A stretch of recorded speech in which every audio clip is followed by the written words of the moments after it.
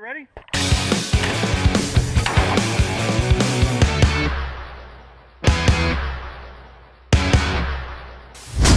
Making it up as I go. Welcome to another edition of Fit and Fire, your home for guns and gear and the fitness to run both. I'm Mark, and I really appreciate you guys stopping by. So before I get into the episode, I wanted to give a real quick shout out to Dave over at Armatist Reviews. His link to his channel is right here. He's a newer YouTuber doing a lot of the same things that I'm doing, just without the fitness element. So swing on over, give him some love. You guys have been really supportive of me, and I just ask you guys to kind of pay it forward and swing over there, check his channel out. If you like it, by all means, give him a sub, give him some likes, give him some comments, all that jazz. I think, Dave, you're doing a great job. Keep on doing what you're doing, and hopefully things will speed up for you just like they have for me. So with that, let's get into the episode. This episode is talking about the best budget AR-10 on the market today. So as of today, filming this episode today, I think I found one of the best budget AR-10s on the market. What is it? Where did I find it? And how did I go about it? Well, first off, it is the Palmetto State Armory PA-10 Generation 2. I went about finding it by signing up for the newsletter from PSA. A link to their website is down in the description below. Again, I did purchase this myself. It wasn't given to me, so this is my own money in this. So full disclosure on that piece. But the newsletter is going to send you emails on a weekly basis, maybe a couple times a week.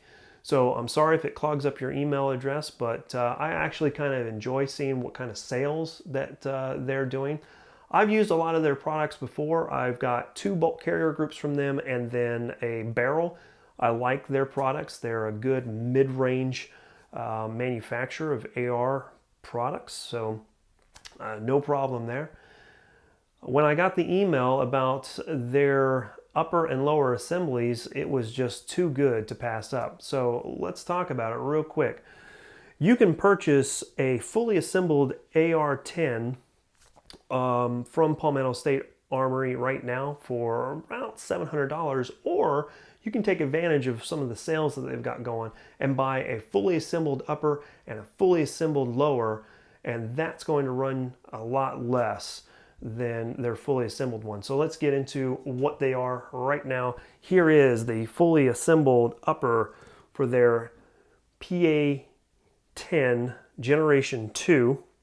The specifics on it is that it has an 18-inch 416R stainless steel barrel with a 1 in 10 twist.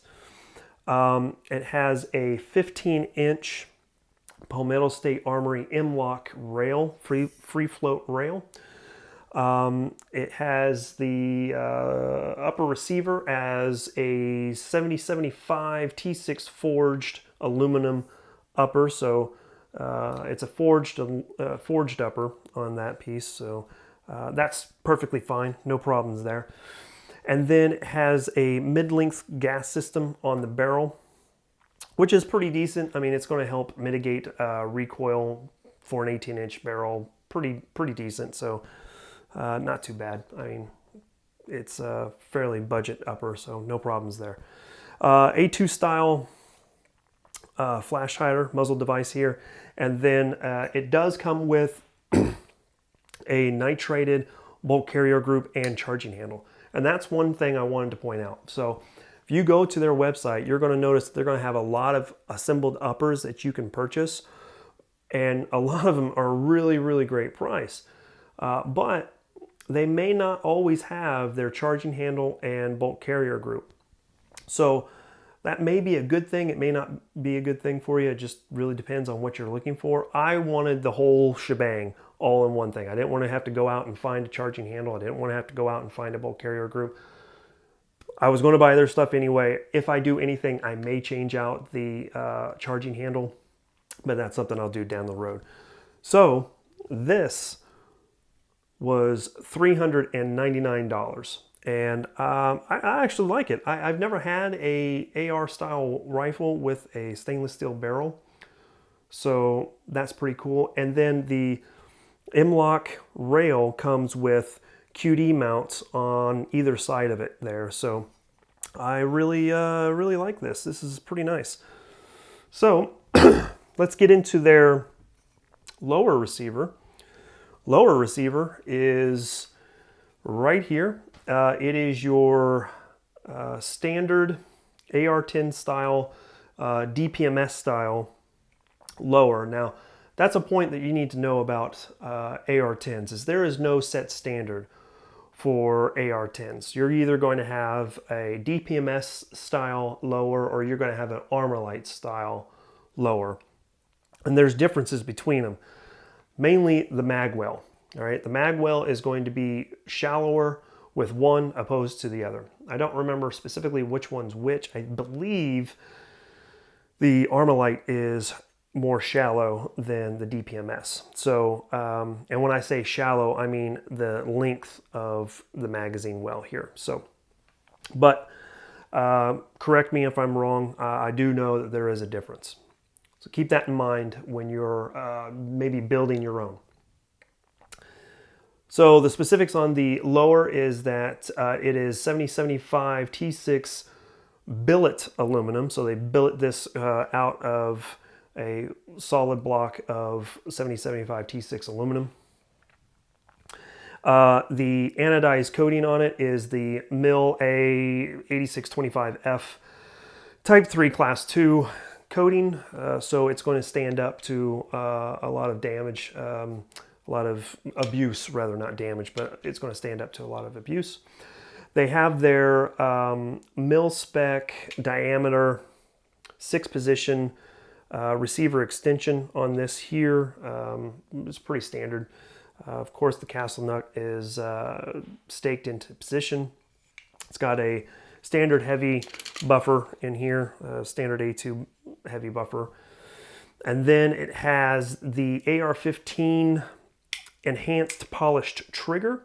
So you might be familiar with this if you've been watching my channel. I have another one of these in my AR pistol that I built. They had a special on them. They were running, I don't know, it was like 20 or 30 bucks for a polished trigger.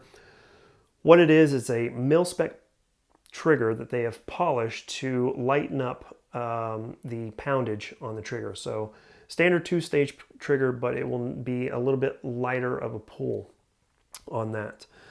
And then they have their PSA over molded A2 style grip. It's a rubberized grip, so it has a very nice feel to it. It is a A2 style, so the grip angle is going to be a little further out as a standard A2 style grip, which is not something that I'm too fond of. I may change that out into the future, but as of right now, it's perfectly fine. And then you have your Magpul MOE stock right here. So 6-position stock, nice rubberized butt plate there. You know Magpul, they make great products. So there it is, the PA-10 Gen 2 lower receiver completely assembled. This ran $179. So in total, I spent $578 for a completed AR-10. And that, my friends, is something to be in awe of. And the reason why I say that is because in 2013, I went out and bought a DPMS LR308, and I spent $1,400. Now you may be wondering, why in the world did you spend $1,400 on an AR-10? Well, it was just a couple months after Sandy Hook, so prices skyrocketed on everything. So it was timing of the market. With the Trump slump right now in the firearms market, this is a prime opportunity for you to reach out to a number of different manufacturers and find a great rifle for a reasonable cost.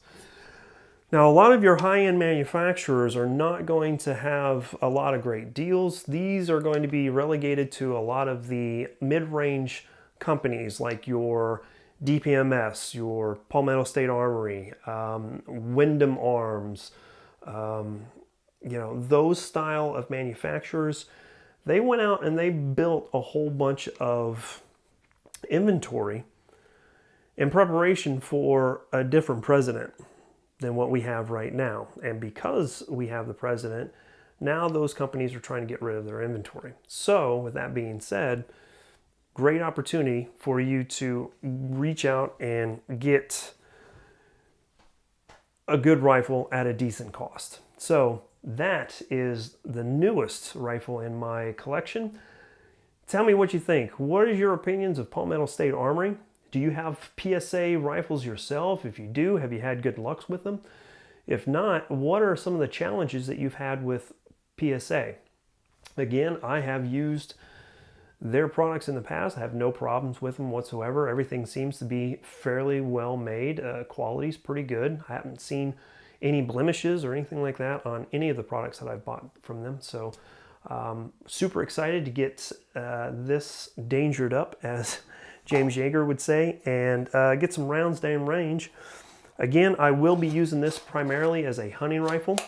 I've got one Magpul magazine with it. It's their standard 7.62 by 51 magazine. You will not get a magazine if you buy it separately like I did. So just keep that in mind. But I got this one from Academy of Sports for, I don't know, like 15 bucks or something.